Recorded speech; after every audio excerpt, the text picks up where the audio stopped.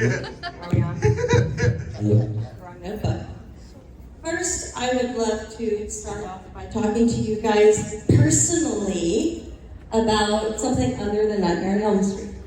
Each a project for each of you guys, okay? Come on, act like you like me. Get closer. You're scared of him. I got it. Okay. Wrong. So I want to start with Jennifer. Okay. So I know, right? Isn't she beautiful? Yes. Gorgeous. So, as you know from our Los Angeles convention, my favorite thing that you've ever done is Tales from the Gregg. Oh, yeah? Yes. Yes. Can you tell us a bit about working on that, how that came into your life, getting that job? Oh, God, I can't really... Hello?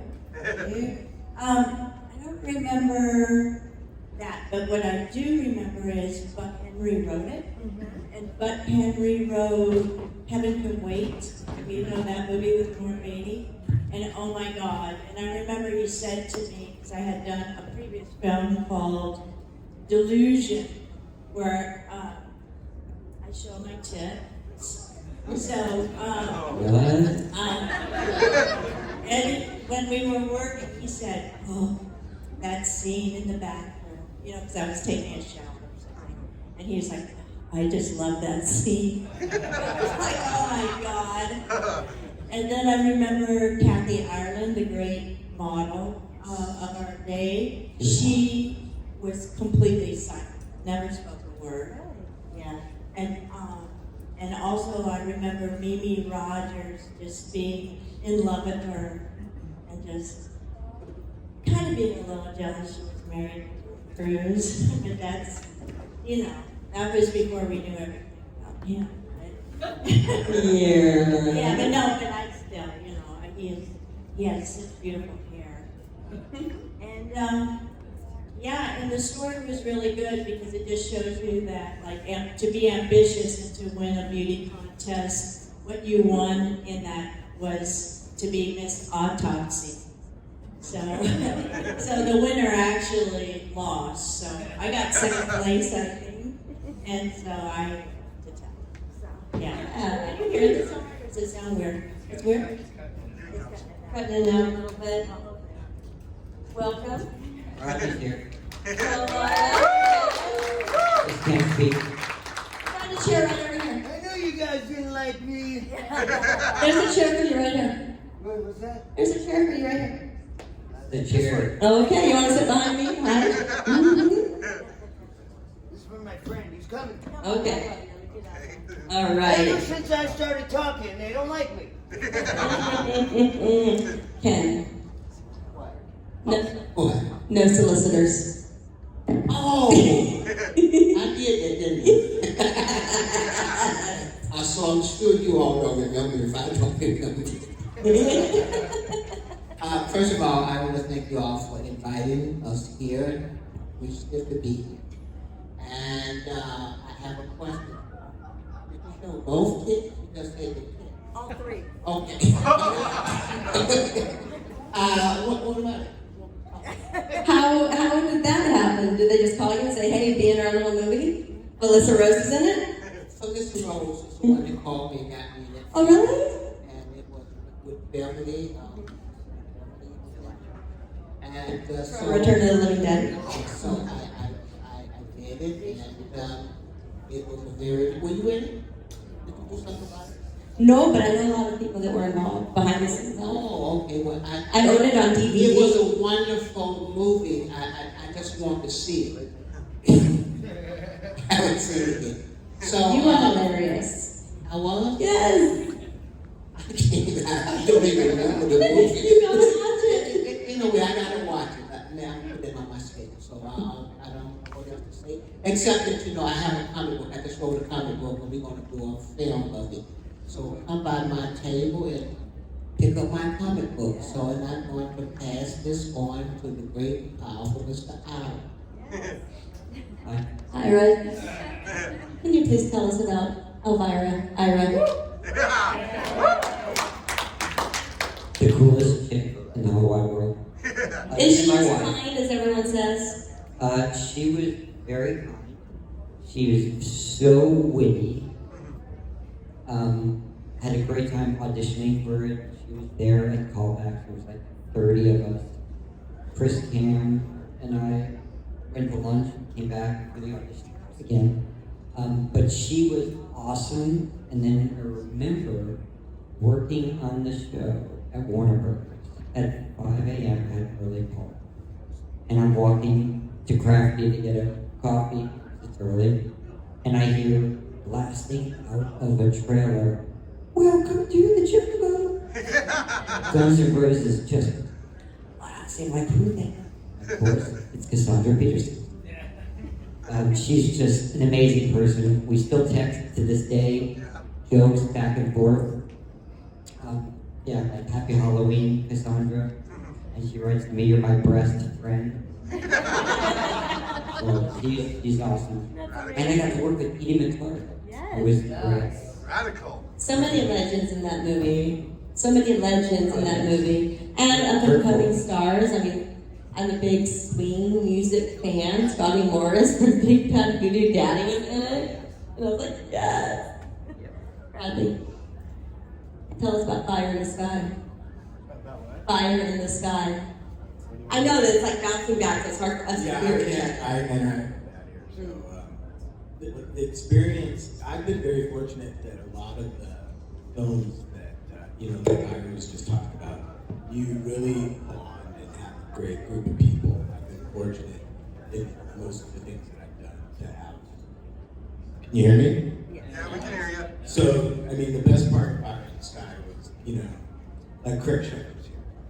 And we had done a film before Fire in the Sky called Eye of the Storm. And that's where we met. And we played brothers. We got to work with Dennis Hopper, and we both really, really were excited to work with. Radical. And then when, the way a lot of these films work, I think you know that they want the biggest star names they can get for the roles, and then it kind of trickles down to the characters. And so I've been fortunate to do both lead roles and characters. And so I had met Rob Lieberman, the director, to play Bobby. But he was really trying to get somebody to play Travis Walton. So my friend River Phoenix was up for the part, I know Ethan Hawke was up for the part, and they were really focusing on who they were going to get. At that point, Craig Shepherd had gone in for Dallas, to play Dallas, and I was waiting. I was like calling my agent, did I get it? And I was like, well, he really likes you, and you're up there with the choices for it, but no, they haven't made a decision yet. And then when Craig Shepherd went, a couple more callbacks, we had connected and talked, and I said, yeah, I'm up for this movie. He goes, oh yeah, I'm probably going to play Dallas in that movie. Because I'm going to meet with them again, So he went, and when he said to Rob Lieberman, he said, hey, my buddy Bradley's up for Bobby, what's up with that? He goes, oh yeah, he's playing Bobby. And he goes, well, why don't you tell him? And then, like, a couple days later, I got the part in Fire in the Sky. But, lifelong friendships. Henry Thomas is a very, very cool guy. But that's the best part of that. The movie's really cool. I think it's a really underrated film. I think it's a really, really cool film that, at that time, probably should have done a lot better, as far as, I know they have its fan base, but I feel like it should have been bigger, but very cool. And Rodney. Hello. So you were in one of the few times I actually enjoyed your remake, and that was I Spit on Your Grave. Yes. Can you tell us how that came into your life? Like a thunderbolt.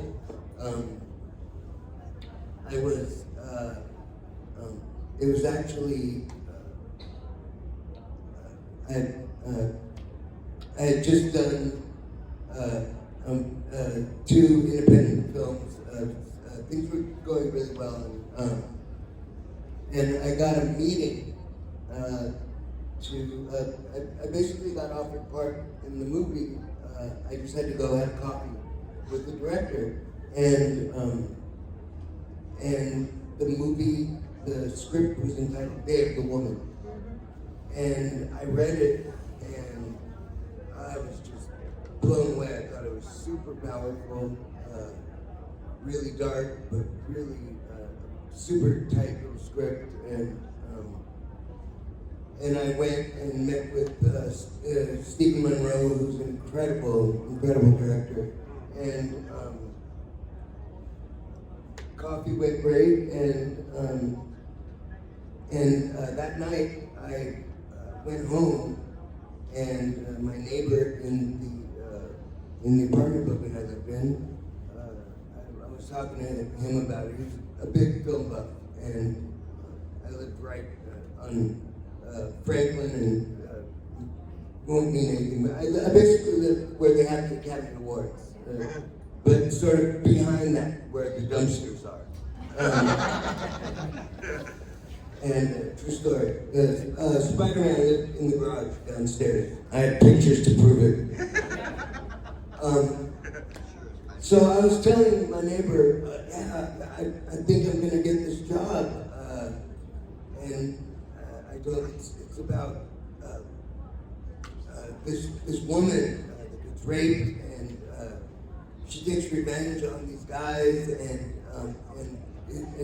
he's going, and he says, what's it called? It's called Day of the Woman. And he goes, Rodney, that Day of the Woman. I think that's the original title of I Spit on Your Grave. No. This is called Day of the Woman. Day of the Woman was the original title. I Spit on Your Grave. So I didn't even know what I was getting into until I knew what I had gotten into, and which was an incredible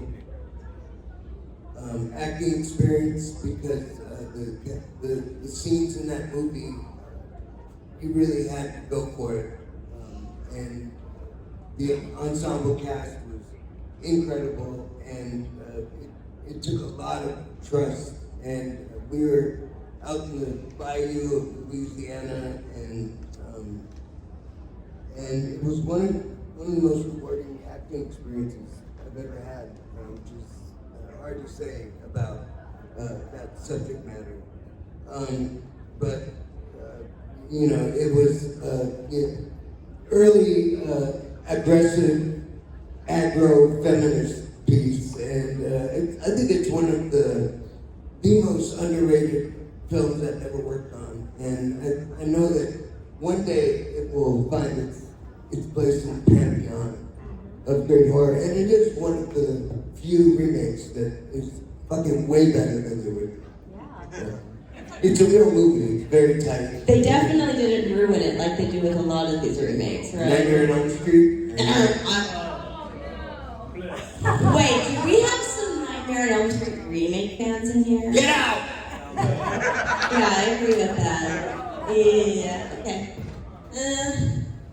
Okay. Not you.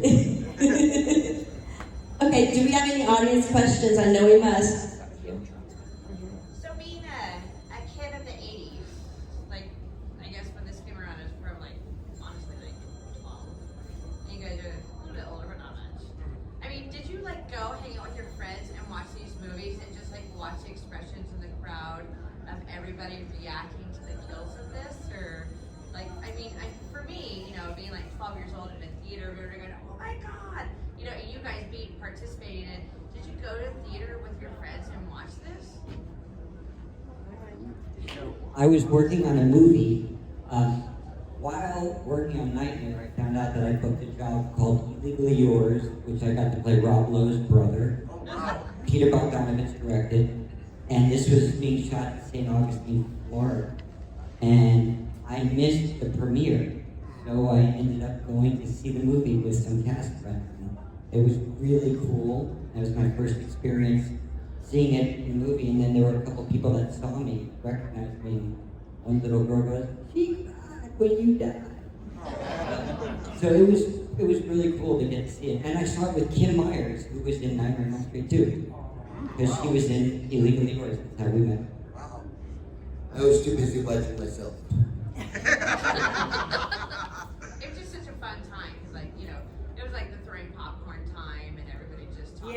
talking back to the screen. Yeah, That was fun fun. Like, time. don't do it, girl. You guys made the best, one of the best movies back in that time, so it just grew like for the audience. I don't know if you guys remember, but we were here like 10 years ago in the summertime, and they had a screening outside. They put boards over the pool, and they had a giant. It was like a giant outdoor movie theater, and they played Nightmare on Elm Street 3 and 4. Was it 3?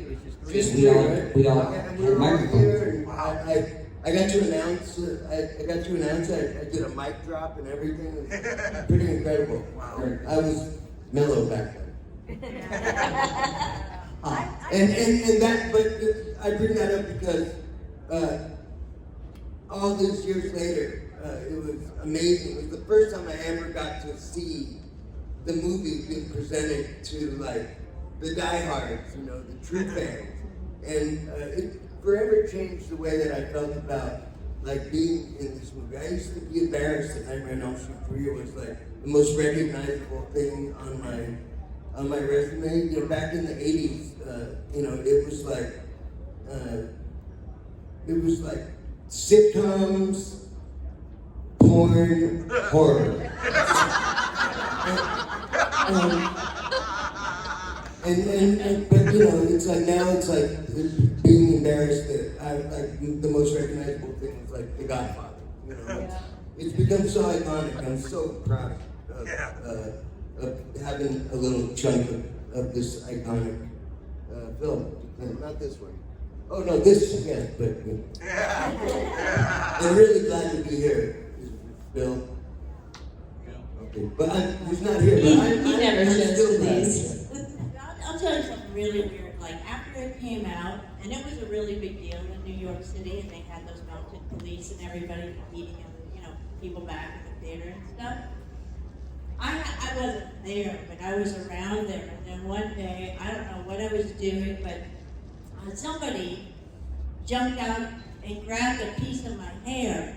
Like in the old days where they used to like go crazy, and Creepy. somebody wanted a piece of my hair, and and I didn't know what was going on, and then I heard it was because my hair was such a big deal. It's pretty funny. Nowadays, all they have to do is just check my shower drain. They'll get all the hair back.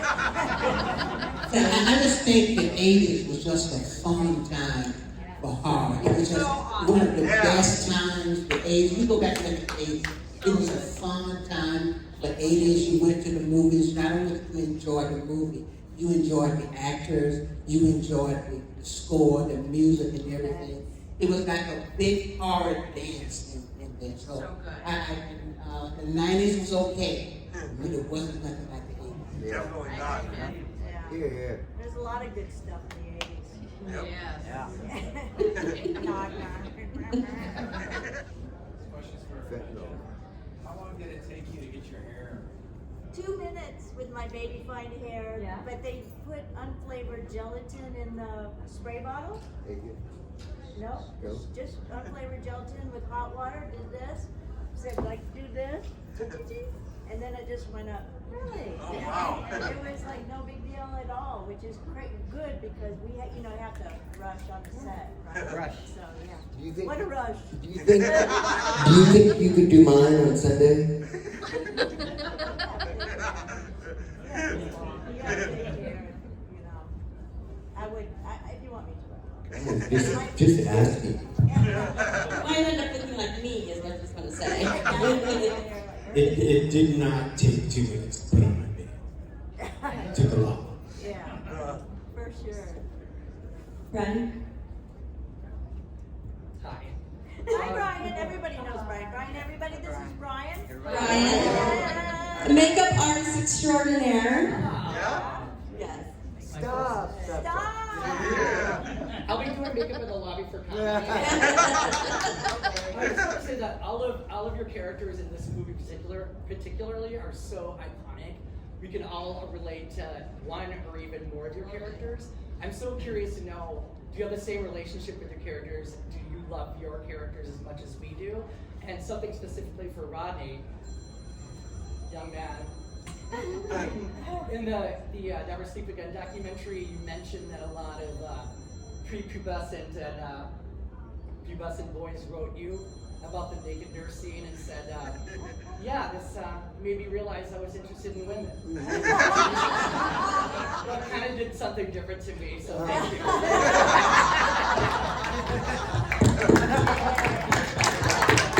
What was the question? I forgot. Oh, I should have dropped that first. What kind of relationship do you all have with your own characters? Do you love them as much as we love them? It's so hard to be sober. So hard. So hard.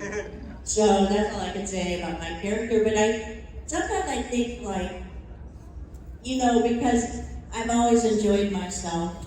And then, when you get to a certain age and you have to stop enjoying yourself as much. Lordy, I had no idea. But anyway, so, with that, I have a sober coach now. But sometimes I make a mistake. So that's okay. But so anybody who ever struggles with that, just, all my heart goes out to you. I made mistakes when it comes to sobriety. Also, I forgot my weed this time. So anybody, There's so much sold on the table. oh, okay. That's the first place I visited. We have little pipes. Thank you for your compliment Oh, and your comment. My friends and I actually have a saying, and if you're hot, that's one thing, but if you're gay hot, that's another thing. Because gays have the best taste in art, and fashion, music. So if the gays like you got something going. Yeah, that's right. And it's funny. I think that I think something that you just sort of touched on. It was your sort of struggles with or without sobriety, and my character didn't speak, and I'm sure you can tell that that's exactly how I still am today. Really? But that's exactly how I was then. I had a whole inner world, a whole inner dialogue that I had no idea how to release, how to express, and I think that's something that all of us could touch on. I think we all got cast for a reason. I know it's very early in all of our careers, and there was a reason that we all fit into those slots. And I didn't realize that it was sort of the horror Breakfast Club until years later. That's a good one. And like you said, there's something for every person, every personality trait is sort of represented, and it's pretty great to be not to be all Right? but it's great to be sort of represented. I don't know, to be saying something about mental health long before it was cool. So wait, so Good comment. the Breakfast Club, who were you in the horror? What character were you? Bradley had it now. Who do you think you would be?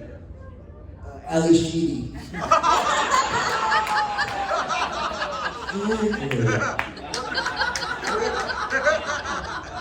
I saw a question in the back somewhere. Yeah. That's awesome. First of all, thank you all for being here. We all really appreciate you here. Thank you. And second of all, so at a time when safety was not paramount in the 80s, what would you say the most dangerous thing the director had to do and that you actually did? Good question. On Nightmare? It was the feathers in the padded room. because when we started screaming, we realized after a scream you inhale, and that's when you're stuck in the feather. So you had to scream, kind of like, oh, there's shit in the air. So that was the most real dangerous, I think. And the stinky pig. Well, the pig, it didn't do anything, but it stung. You know what I mean? I would say after all these years, in those early years in the 80s, breathing in they'd smoke up the room. I don't know how healthy that was, and gluing all this stuff and on me, on my skin, and the toxicity of everything. I think, and this isn't the only film that kind of stuff is on, but it's kind of battle stars. In part 3, it was definitely the shot where the bed drops out from below me and it spins around. They did that by building a room sideways, and so the bed was about where this ceiling is, and I was standing tied like this. Wow. Very Jesus Christ Superstar. And then they pulled the camera out and spun the camera as they were pulling out. Yeah. And it was, what was his name? The cameraman.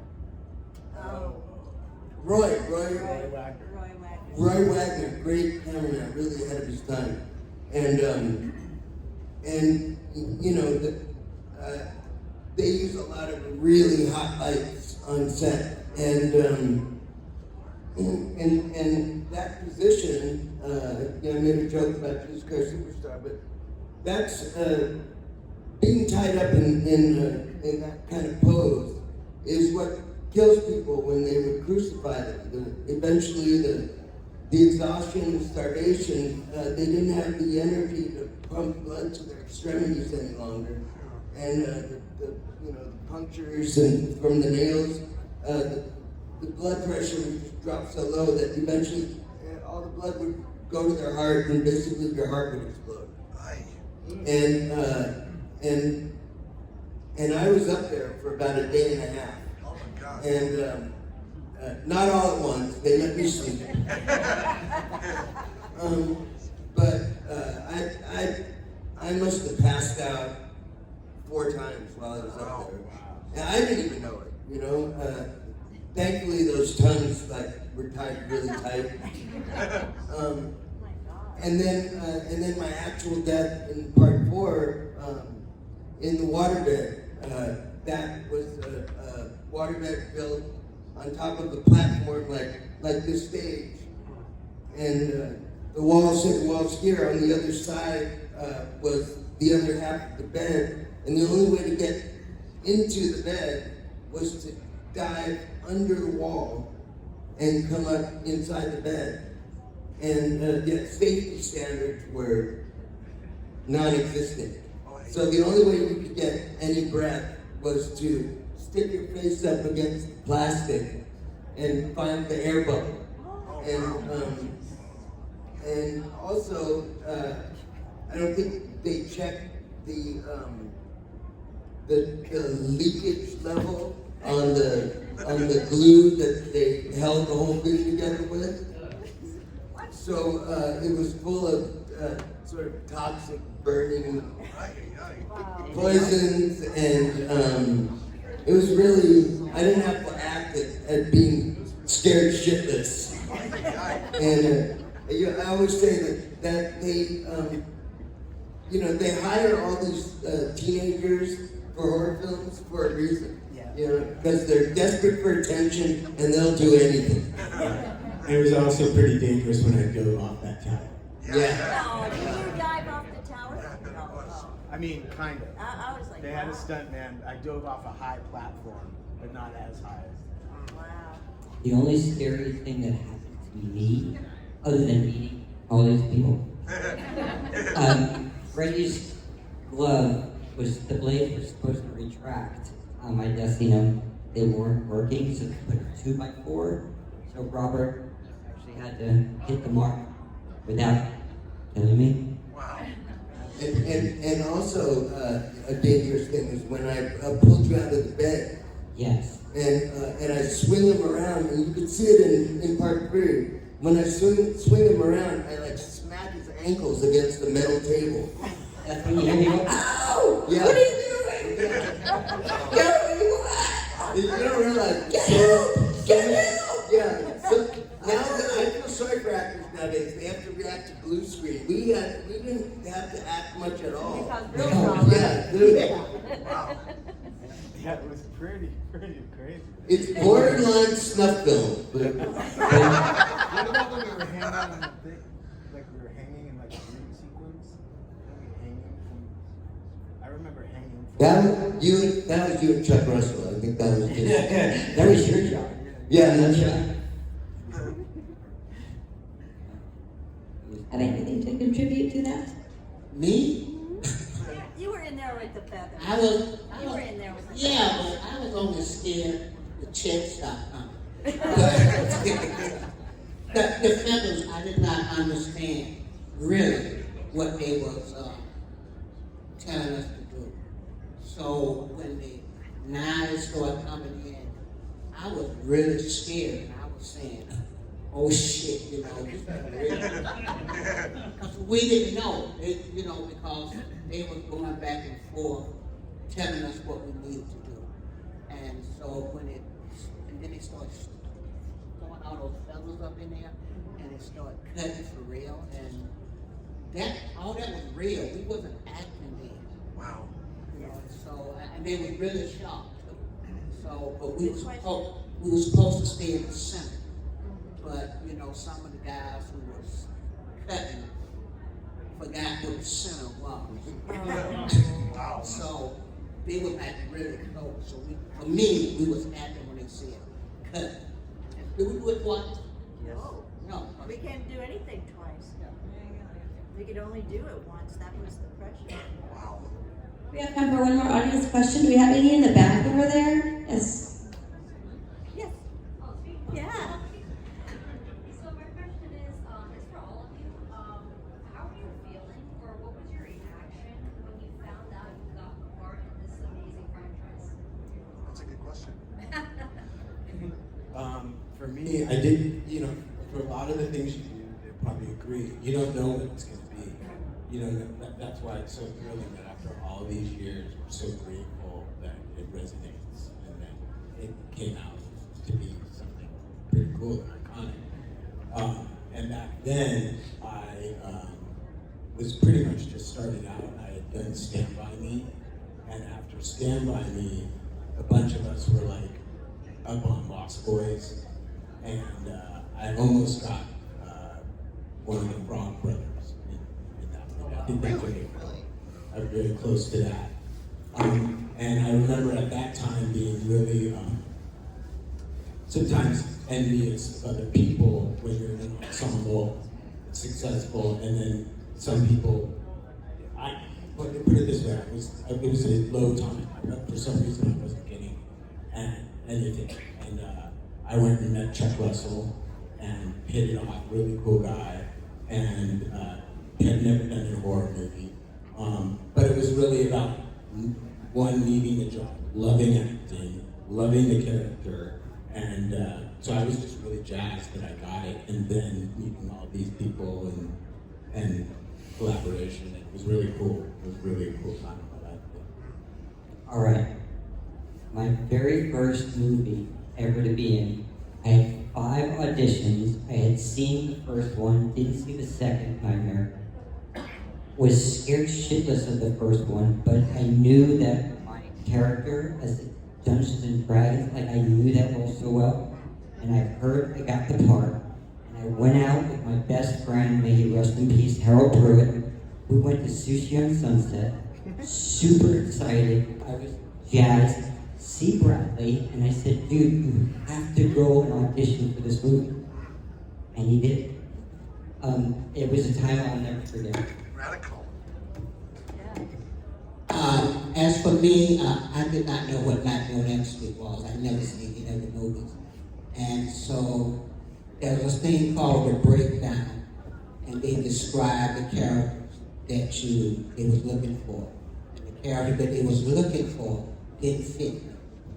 So my agent wanted me to go out anyway on the day that it was raining. I had to go to court. So I didn't want to be there. To make a long story short, I walked into the audition with an attitude because I didn't want to be there. And Chuck Russell asked me what I thought, and I told him a black actor would say this shit. And so, because originally Kim K was for a white actor, all the guys out there was showing their body, and I was looking at my body. I got the Pillsbury Doughboy, you know. So what the fuck am I doing here? It was raining. I was trying to get home. I went in there. He said, well, do it as you would do it. So I cussed. I didn't cuss him out, but I cussed, him out. And so he told me, okay, thank you, and left. So I caught my bus and went home. My agent called me and said, what the hell did you do? I said, I told you I didn't want to go. He said, they love you.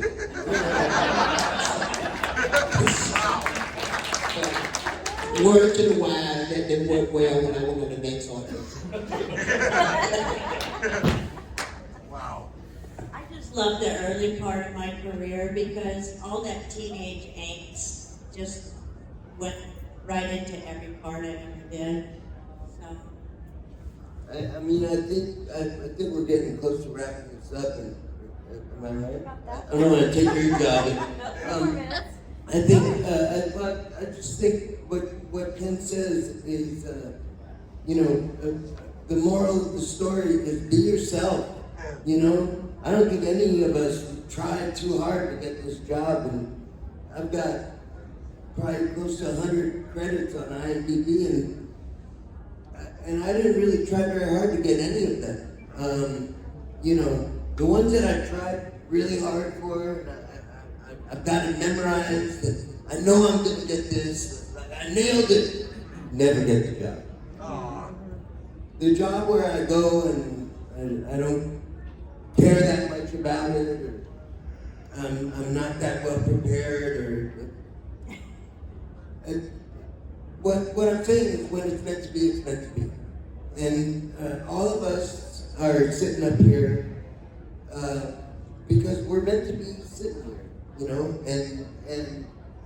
and I think what speaks most to that is all those jobs I've had as an actor. You always say at the end of a movie, man, we're gonna be friends forever, because you're working with people on set.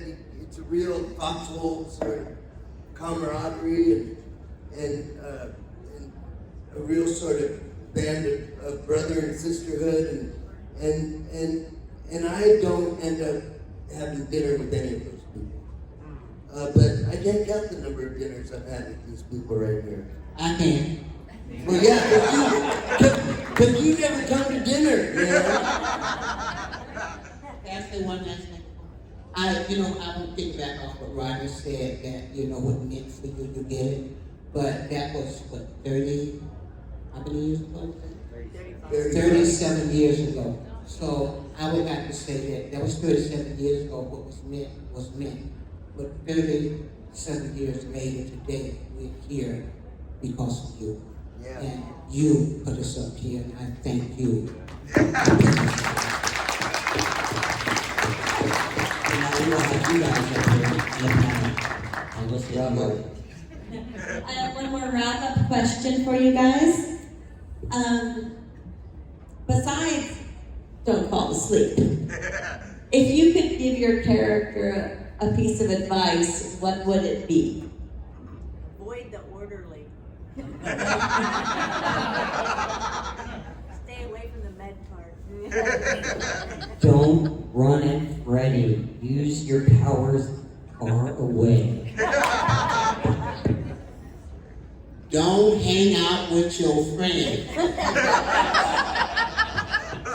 Take your back ass back to the hood.